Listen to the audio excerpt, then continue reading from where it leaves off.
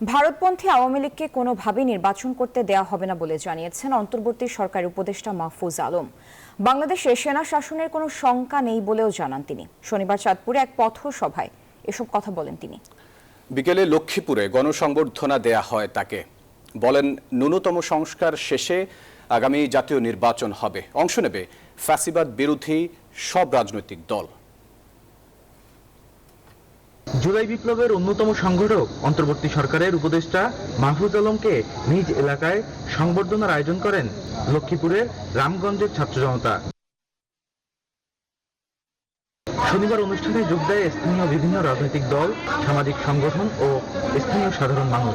উপদেষ্টার কাছে গণহত্যাকারীদের দ্রুত বিচারের দাবি জানান রামগঞ্জবাসী। জানান, এলাকার কৃতি সন্তানকে নিয়ে গর্বের কথা।